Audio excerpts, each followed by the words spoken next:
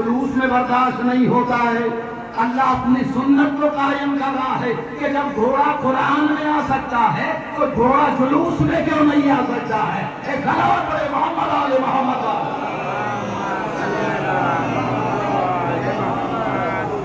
تو رسول کی زندگی کا ہر لہجہ ہر لمحہ اللہ کے لیے ہے.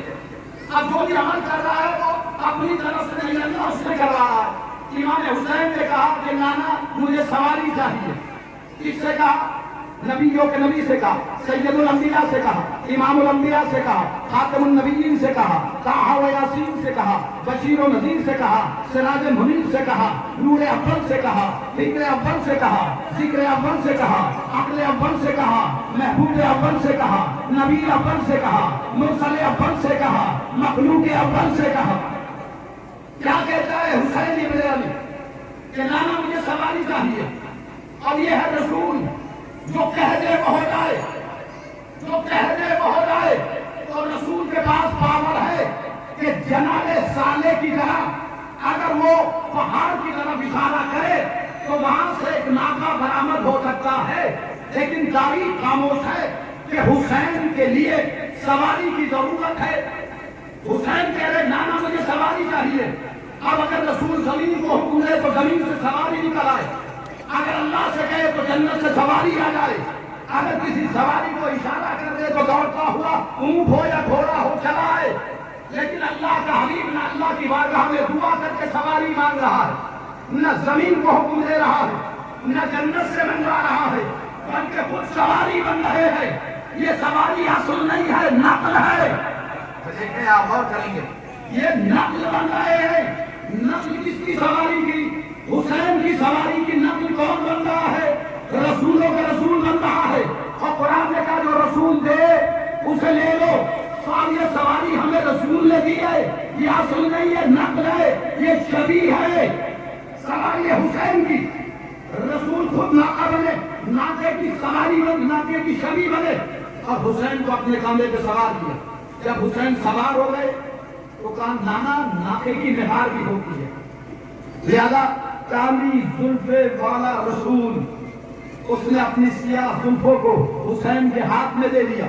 لیکن حسین مکمل سری بنانے پہ تلے ہوئے. نانا سواری بولتی بھی تو ہے, نانا سواری بولتی بھی تو ہے.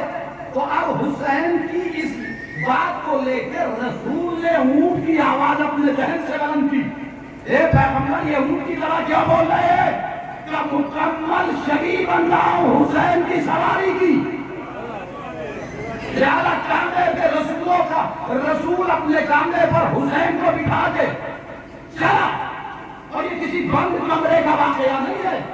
ہمارے برادران اہل سنت کے علماء نے اس روایت کو صحیح کتاب میں صحیح روایت لکھا ہے. یا شریف لوگوں نے شرافت کے ساتھ شریف کتاب میں اس روایت کو جواب دے کے بتایا کہ شرافت کے تقاضے یہی ہے کہ جو رسول کرے ویسا ہی کرو. لہذا اب کاندھے پر رسول کے حسین ہے اور حسین کی سواری کی شبیہ بنے ہوئے رسول. صحابہ کا مجمع جمع ہو گیا اور یہ کسی بند کمرے کی بات نہیں ہے. چوراہے پہ روڈ پہ نکل آئے رسول اور چل رہے ہیں, پیچھے پیچھے مجمع ہے. حسین کے گھوڑے کی شبیہ, حسین کی سواری کی شبیہ رسول بنے ہوئے ہیں. صحابہ کا مجمع رسول کے ساتھ میں ہے, روڈ سے گزر رہے ہیں, چوراہوں سے گزر رہے ہیں. اے اللہ کے رسول یہ کیا ہے؟ چوراہے سے گزر رہے ہیں, آپ شبیہ بنے ہوئے ہیں. اب اگر بعد میرے کوئی بھی حسین کی شبیہ نکالے اور چوراہوں پر مجمع آ جائے تو اسے بدعت کا نام نہ دینا. یہ میری سنت ہے, یہ میری سنت ہے, یہ میری سنت ہے. لہذا تاریخ بتاتی ہے کہ ایک مرتبہ رسول جب چلے ہیں حسین کی سواری کی شبیہ بن کے تو کسی دن چلے نے ایک جملہ کہا کہ کیا خوبصورت سواری ہے, کیا خوبصورت سواری ہے. پلٹ کے رسولوں کے رسول نے یہ کہا کہ تجھے سواری نظر آ رہی ہے, سوار نظر نہیں آ رہا ہے. یہ نہیں دیکھ رہا کہ کتنا خوبصورت سوار ہے. تو یہ شبیہ کون بن گیا؟ رسولوں کا رسول. اور قرآن ہمارا اسلام کیا ہے کہ आताकुम रसूल जो रसूल थे, तो ये छवि किसने दी है? ये दुलजना की छवि, ये आलम की छवि किसने दी है? रसूल ने दी है। कुरान ने कहा जो रसूल ले उसे ले लो, तो हमने हमें जो कुछ मिला वो रसूल से मिला। अब ये कि मैं युअज़्ज़िम, ये सूरह हज के जुमले है। सूरह हज 22 भी है।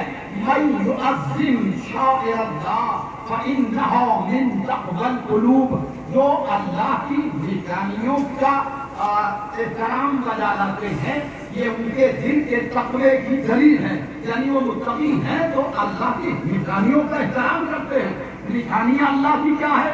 सूरह बकरा पढ़ते हैं ना, जो दूसरा सूरा पहला पारा, उसकी एक सदामन दिया है, इन्ना सफ़ा वल मरवता मिन शाइरिल्लाह, ये सफ़ा और मरवा दो पहाड़ियाँ अल्लाह की निशानी है। भाई अल्लाह यहाँ आया नहीं था, लेकिन दोनों निशानियाँ है। किसी हाजी का हज उस वक्त तक कंप्लीट नहीं होता जब तक सफ़ा और मरवा की पहाड़ियों के दरमियान दौड़ नहीं लेता। देखिए, पहाड़ियों के दरमियान दौड़ना सुन्नत है, पहाड़ों पर दौड़ना सुन्नत नहीं बताया गया है। तो थोड़ा सा समातों को मद्देनजर रखते हुए मैं दो चार कलमात और आपकी समातों के कचकों में डाल दूं कि हम जो कुछ कर रहे हैं ये अपनी तरफ से नहीं कर रहे हैं। अब ये कि सफ़ा और मरवा दो पहाड़ियाँ हैं, जब वो पहाड़ियाँ हैं वो हो भी रहे, सारे पहाड़ अल्लाह ने बनाए। ये माउंटेन पर्वत किसने बनाया? अल्लाह ही का वो है। ये एडम हिल जहाँ हजरत आदम को उतारा किसने बनाया? अल्लाह ने बनाया। ये लड़ती हुई जमीन पर पहाड़ों की नेटे काटने वाला अल्लाह ताला ही तो है, रब कायनात ही तो है। हर पहाड़ उसका है, लेकिन हर पहाड़ को उसने शायद अल्लाह नहीं कहा, बल्कि तो पहाड़ियों को शायद अल्लाह क्यों कहा कि एक बीवी पहाड़ियों के दरमियान में दौड़ी, तो जो दौड़ने वाली है वो मासूमा नहीं थी, वो है जनाब हाजरा। लेकिन जिसकी मोहब्बत में अमल किया वो मासूम था, इस्माइल बच्चा। उसकी मोहब्बत में अमल किया तो अल्लाह ने उसे शायर अल्लाह बना दिया। इसका मतलब यह है कि अमल करने वाला अगर कोई मासूम की मोहब्बत में अमल अंजाम दे रहा है वो शायर अल्लाह है। तो अगर हाजरा का अमल शायर अल्लाह हो सकता है तो शहजादी ज़ैनब ने जिस सफ़ेदा को एक मासूम हुसैन की मोहब्बत में बिछाया है वो शायर अल्लाह कैसे नहीं हो सकता है? ऐसा पड़े मोहम्मद।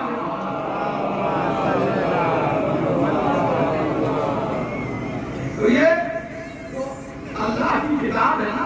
देखिए, हर धर्म के पालन करने वालों के यहाँ एक पुस्तक होती है, पवित्र पुस्तक कहलाती है, जिसे मुकद्दस किताब कहते हैं। जैसे हमारे सनातन धर्म के फॉलोवर के यहाँ जो है वो 4 वेद है, चतुर्वेद, यजुर्वेद, अथर्ववेद, ऋग्वेद, सामवेद, ये 4 वेद हैं। ये 4 वेद जो है इनके यहाँ बहुत अहम माने गए हैं। इसी तरीके से ईसाइयों के यहाँ बाइबिल है, चाहे वो ओल्ड टेस्टामेंट हो या न्यू टेस्टामेंट हो। यहूदियों के यहाँ जो है वो तौरात है, और सिखों के यहाँ गुरु ग्रंथ है। ये इनके यहाँ मुकद्दस किताब मानी जाती है। मुसलमानों के यहाँ कुरान है, जिसे होली बुक और पवित्र पुस्तक मानते हैं। लिहाजा जो पवित्र पुस्तक कहती है उसका पालन हर धर्म का मानने वाला करता है। तो हमारी पवित्र पुस्तक का नाम कुरान है, और ये कुरान के कलमात है जो हमने आपकी समातों के हदिया किए कि जिसमें अल्लाह जल्ला शानहू ने इरशाद फरमा रहा है कि जो रसूल तुम्हें दे उसे ले लो। हमने जो कुछ लिया है वो रसूल से लिया है। हमें नहीं पता कि फातिमा की खिदमत बीवी का नाम है, ये तो उम्मुल मोमिनीन आयशा ने बताया कि रसूल को देखा, रसूल बैठे हुए थे, फातिमा जैसे ही आई तो रसूल इस्तकबाल के लिए खड़े हो गए और कहा फातिमा तो बसतो मिली। तो अब हमारी समझ में आया कि फातिमा की खिदमत गोश बीवी का नाम है, क्योंकि हमें रसूल ने फातिमा को दिया है। हमने किसी और से फातिमा की खिदमत को नहीं लिया, रसूल से लिया है। हमें नहीं पता कि अली किस रात का नाम है। ये तो गदीर के मैदान में एक कजाओ के मिंबर पर, कायनात के बुलंद मिंबर पर, कायनात का बुलंद इंसान बुलंद हो गए। जब बुलंद हो गया और उसने अपनी निगाहों को मजमे पे बुलंद किया, और मजमे में जो सर बुलंद था उसे अपने हाथों पे बुलंद किया, और हाथों पे बुलंद करने के बाद ज़बान पे ये जुमला बुलंद किया कि मन कुन्तु मौलाहु फ़हाज़ा अलीयुन मौला। तो अब हमारी समझ में आया कि अली मौला है। अब हमने अली को मौला माना। हमें नहीं पता कि हसन किस जात का नाम है। ये तो रसूल ने मस्जिद में मजमे में उठा के कहा कि हसन मिन्नी व अना मिनल हसन, मैं हसन से हूँ, हसन मुझसे है। हमें नहीं पता कि हुसैन किस जात का नाम है, लेकिन لیکن مسجد میں صحابہ کے بندے نے رسولوں کے رسول نے اٹھایا اور اٹھانے کے بعد میں کہا ھذا حسین فارغ ہو، یہ حسین نے اسے پہچان لو۔ تو ہماری سمجھ میں آیا کہ حسین کس ذات کا نام ہے؟ حسین تو منی وانا من الحسین، حسین مجھ سے ہے اور میں حسین سے ہوں۔ اور خواجہ محی الدین چشتی کہتے ہیں شاہ حسین، بادشاہ حسین، دین حسین، دی پناہ حسین، سردار نداد دست در دست یزید، حقا کے بنائے لا الہ حسین۔ اس لیے کہ دین بھی حسین ہے، دین کی پناہ گاہ بھی حسین ہے، جس نے سر دیا ہے اپنا ہاتھ یزید کے ہاتھ میں نہیں دیا۔ اس لیے کہ یزید ایک کرور اور نردئی شاسک تھا، جو اہنکاری اور اتیاچاری تھا، جو مانوتا کا شترو تھا، جو انسانیت کا دشمن تھا۔ وہ صرف دھرم کو نہیں مٹانا چاہ رہا تھا بلکہ مانوتا کو نشٹ کرنے کی کوشش میں تھا۔ حسین نے مانوتا کی حفاظت کر کے انسانیت کا پاٹھ دنیا کو پڑھایا بھی ہے، اور انسانیت کی حفاظت کر کے انسانیت دنیا تک پھیلائی بھی۔ آج جو مانوتا ہے اس سرشٹی میں، اس پرکرتی میں، اس دھرتی پاون دھرتی پر جہاں جہاں بھی مانوتا پائی جاتی ہے، یہ رسول کے نواز سے حسین کا صدقہ ہے کہ اس نے مانوتا کی رکشا کر کے آج انسانوں کے درمیان میں ایک بھائی چارے کا پیغام نشر کیا۔ اور آج جو جلوس کی شکل میں آپ آئے ہیں، اسی کی یاد میں نکالا جاتا ہے۔ اور بات کو ختم کرتے ہوئے، پارٹیاں جب الیکشن لڑتی ہیں تو اپنی اپنی پارٹی کا فلیگ لے کے لوگ روڈ پہ نکلتے ہیں، نعرے لگاتے ہیں، لیکن الیکشن کے بعد پھر وہ پارٹیاں سب نہیں نعرے لگاتی ہیں، بلکہ جو پارٹی جیت جاتی ہے وہ اپنا فلیگ، اپنا پرچم، اپنا جھنڈا لے کے نکلتے ہیں اور زندہ باد کے نعرے لگاتے ہیں۔ تو آپ اگر یہ دیکھیں کہ یزید ہار گیا ہے، حسین جیت گئے ہیں، دلیل کیا ہے؟ کہ دلیل ان کے ہاتھوں میں پرچم دیکھ لو، ان کی زبانوں پہ زندہ باد کے نعرے دیکھ لو، ان کے جلوسوں کو دیکھ لو۔ اگر جلوس میں حسین زندہ باد کے نعرے لگ رہے ہیں تو حسین جیت گیا ہے، یا یہ کہہ دیا جائے کہ ابو طالب کا پوتا جیت گیا ہے، ابو سفیان کا پوتا ہار گیا ہے۔ حسینیت زندہ باد، حسینیت زندہ باد، حسینیت زندہ باد، یزیدیت مردہ باد، یزیدیت مردہ باد، نعرے حیدری۔ یہ جو جیت گیا ہے، یہ جلوس اس کی جیت کا اعلان بھی کرتا ہے، اور یہ ایک پروٹیسٹ بھی ہے ظلم و استبداد کے خلاف۔ اس لیے کہ سب سے پہلا دہشت گرد یہی ہے اسلام کے اعتبار سے جس نے دہشت گردی کی ہے۔ تو یہ ہم پروٹیسٹ بھی کرتے ہیں امام حسین کے نام سے، یہ جو جلوس نکالتے ہیں یہ اس بات کی دلیل ہے کہ ہم آتنکواد کے خلاف ہے۔ یہ جلوس آتنکواد کے خلاف ایک پروٹیسٹ ہے، ایک جلوس جو نکالا جاتا ہے، اس لیے کہ حسین کی جنگ جو ہے وہ آتنکوادیوں سے تھی، دہشت گردوں سے تھی، جو اسلام کو مٹانا چاہتے تھے، انسانیت کو ختم کرنا چاہتے تھے۔ حسین نے مٹنے نہیں دیا، وہ خود قربان ہو گئے، اپنا پورا پریوار، پورا خانوادہ اس کی بارگاہ میں قربان کر دیا، لیکن مانوتا کو بچا لیا، دھرم کو بچا لیا، اسلام کو بچا لیا، انسانیت کو بچا لیا۔ آج اسی کا تذکرہ ہوتا ہے۔ آج جو ہر گلی کوچے میں ہم حسین کا ذکر کرتے ہیں کہ حسین نے مانوتا کی رکشا کی، دھرم کی رکشا کی، اسلام کو بچایا اور اپنا سب کچھ قربان کر دیا۔ اور ایسا اتیاچار دنیا نے کہیں نہیں دیکھا جیسا کربلا میں کیا گیا، اس لیے کہ دودھ پیتے ہوئے بچے پر ہر دھرم کا ماننے والا رحم کرتا ہے۔ آج بھی جب ہم جلوس نکالتے ہیں تو ہماری سناتن دھرم کی ماننے والی کچھ عورتیں دودھ لے کے آتی ہیں اور وہ گھوڑے کے قدموں میں ڈالتی ہیں۔